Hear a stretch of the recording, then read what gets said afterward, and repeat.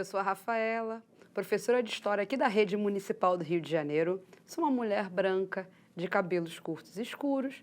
Estou usando uma blusa verde e essa é a nossa aula sobre fontes históricas. Bem, antes de começar a aula, tenho uma pergunta para você. Você gosta de quebra-cabeça? Eu particularmente gosto bastante. Aquela dinâmica de ir procurando as pecinhas e ver qual que se encaixa, e daí elas vão formando aquela imagem. É muito legal. Mas por que você está falando de quebra-cabeça na aula de história? Porque a gente pode traçar um paralelo entre a montagem de um quebra-cabeça e o ofício do historiador. O historiador também vai juntando pecinhas, no caso, vestígios ou fontes, para concluir a sua pesquisa histórica. É assim que a gente vai fazendo história. Então, é sobre a história como ciência que a gente vai falar na aula de hoje. A história, ela é uma ciência, ela tem metodologia e tem o seu profissional, que é o historiador. Para saber um pouquinho mais sobre isso, como é esse ofício do historiador, quais fontes ele usa, como são essas fontes, fica ligado aí na aula de hoje. Mas antes de começar propriamente a aula, você sabe o que é história? Você sabe quem é esse historiador? Uma dica aí, eu sou historiadora também, além de ser professora. Mas a história, ela nasceu lá atrás, lá na Grécia Antiga. E a palavra história, ela já significa pesquisar. E esse historiador é quem vai fazer essa pesquisa. Mas quem foi o primeiro historiador? A gente vai ver aí uma imagem dele. Gente, esse é o Heródoto. Ele viveu na Grécia do século V antes de Cristo. O Heródoto foi geógrafo e historiador e é considerado, como eu falei, o pai da história, porque ele escreveu um livro chamado Histórias, onde ele escreveu sobre a invasão da Grécia pelos persas. Então, muitas pessoas antes do Heródoto já tinham escrito relatos sobre guerras ou sobre outras situações no mundo antigo. Mas o que torna o Heródoto considerado o pai da história? Ele não ficou apenas num relato. Ele problematizou esse relato. Ele trouxe questões filosóficas em seu livro. E é assim que vai nascer a ciência histórica que a gente conhece até hoje. Claro que essa ciência se modificou ao longo dos anos, ao longo dos séculos, inclusive. Bem, porque o historiador, ele estuda permanências e mudanças da história. Como assim? O que mudou? Mas não só o que mudou, mas por que alguma coisa mudou e como mudou. O historiador também estuda o que não mudou tanto e também o porquê isso não aconteceu. O historiador não é só aquele profissional que estuda o passado. Nós também podemos estudar o tempo presente. Bem, o que ajuda a gente a estudar tanto esse tempo passado como o tempo presente? São as fontes históricas. As fontes históricas são iguais àquelas pecinhas lá do quebra-cabeça. A gente vai juntando as diversas fontes que estão perto de nós e assim conseguimos realizar a nossa pesquisa. Vale lembrar que o historiador é o profissional que reúne todas essas fontes, realiza a pesquisa e que é um profissional que passou pela universidade. A Universidade de História, que todos nós aqui, eu, por exemplo, fiz. Então, o que é uma fonte histórica? As fontes, elas são qualquer coisa produzida pelo ser humano. Não necessariamente só documentos oficiais produzidos pelo governo. Por exemplo, diários podem ser fontes históricas. Uma casa pode ser uma fonte histórica. tudo isso são fontes históricas. Bem, vamos dar uma olhadinha, porque são diversas fontes históricas, mas elas são separadas em algumas categorias. Vamos olhar? Olha só, gente, existem muitos tipos de fontes históricas, mas elas são organizadas em 4, basicamente. Tem documentos textuais, que são documentos oficiais, cartas pessoais e governamentais, diários, relatos de viagens, crônicas, livros literários, processos de justiça, jornais, tudo isso são fontes textuais. Os vestígios arqueológicos e fontes da cultura material são os itens resgatados pela arqueologia, como construções, ruas, estátuas, objetos funerários, roupas, peças de cerâmica. Outros itens mais modernos que não foram resgatados pela arqueologia também se encaixam aqui. Tem as representações pictóricas. São quadros, fotos, afrescos, pinturas rupestres, charges.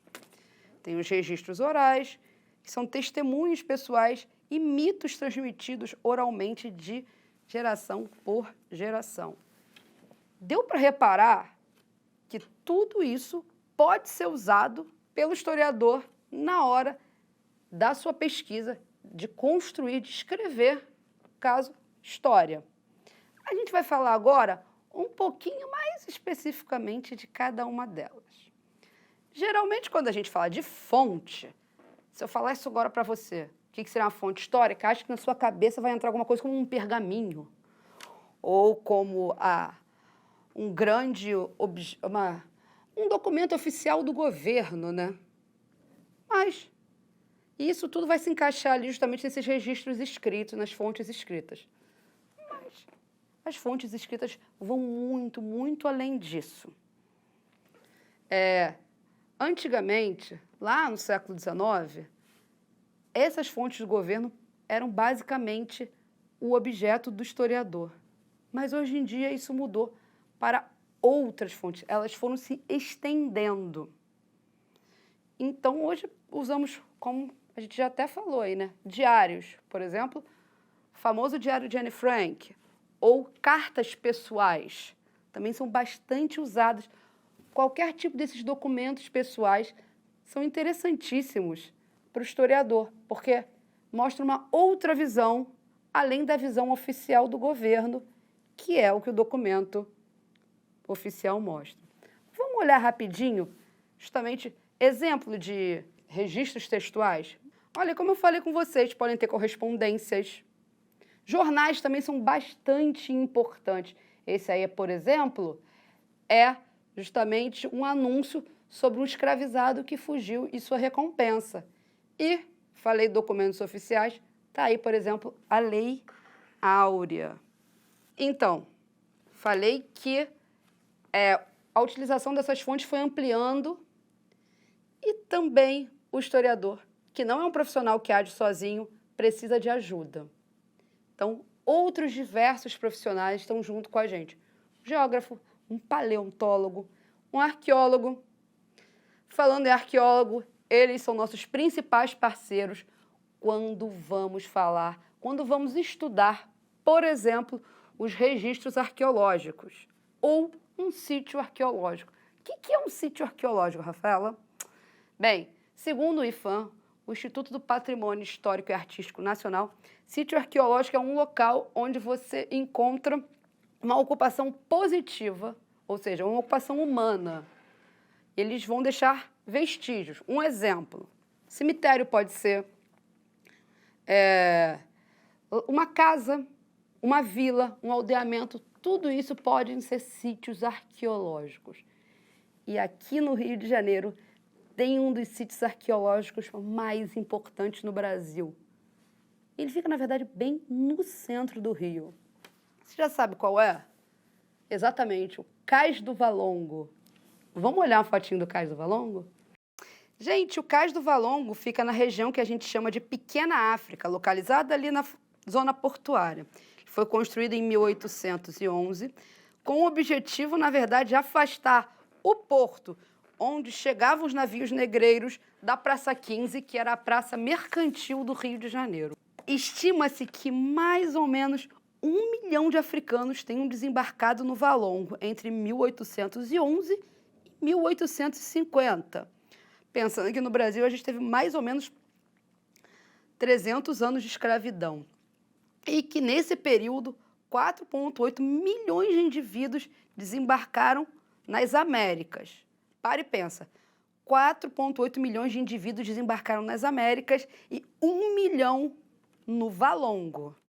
Gente, o caso do Valongo é importantíssimo, porque é um ponto de memória, para a gente não esquecer esse crime cometido na humanidade, que foi justamente a escravização.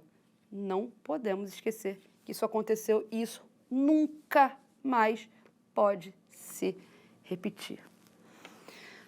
Outras fontes históricas que a gente usa são as fontes orais. O que é uma fonte oral? São relatos, são lendas, mitos, histórias que os mais velhos contam para nós e que provavelmente nós também vamos contar para a próxima geração. E também as gravações. Por exemplo, uma entrevista gravada, ela também é uma fonte oral. E isso, inclusive, é fundamental para os historiadores que fazem a história oral. São a história dos relatos, através de relatos. Mas o que eu trouxe para vocês sobre história oral são, na verdade, uma tradição que vem lá da África. São os griots. Você sabe o que é um griot? Vamos olhar aí a figura de um griot? Os griots são contadores de história, mensageiros oficiais, guardiões de tradições milenares. Todos esses termos aí. E na África Antiga eram responsáveis por firmar transações comerciais entre os impérios e comunicar e passar aos mais jovens ensinamentos culturais, sendo hoje em dia a prova viva da força da tradição oral entre os povos africanos. Mas esse griot que está aparecendo aí para vocês não é um griot africano. Ele é o Nelson Sargento. É um griot carioca. Ele foi compositor, cantor, artista plástico, escritor e ator. Seu envolvimento com samba vem desde 1940, especialmente ligado à Estação Primeira de Mangueira. Ele foi um verdadeiro griot carioca. Por último, são as representações pictóricas. Pelo próprio nome você já deve ter se ligado. São charges, pinturas, desenhos, fotografias, todas as obras de arte envolvidas justamente nessa representação de desenho mesmo. Vamos dar uma olhada rapidinho em exemplos para a gente ver, para a gente ter certeza do que é? Pinturas, fotografias, pinturas rupestres também são representações pictóricas. São tipos de fonte, na verdade, que não se enquadram nas características das outras que já foram citadas. Por exemplo, estátuas, vasos de cerâmica, fósseis, ferramentas, armas. Mas, principalmente, a fotografia nos ajuda bastante, como fontes mesmo, e pensar em toda essa história, principalmente do tempo presente. Fotografia é bastante usado, né?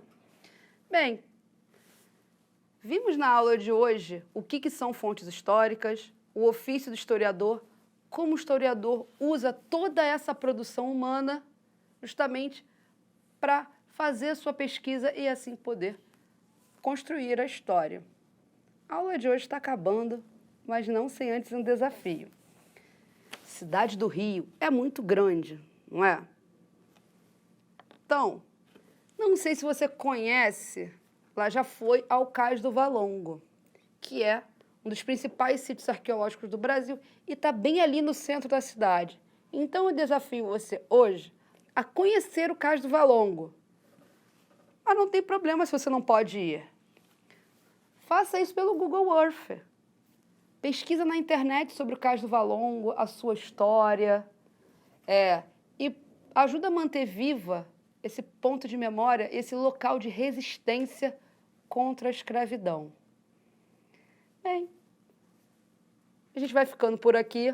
Bom passeio e tchau, tchau.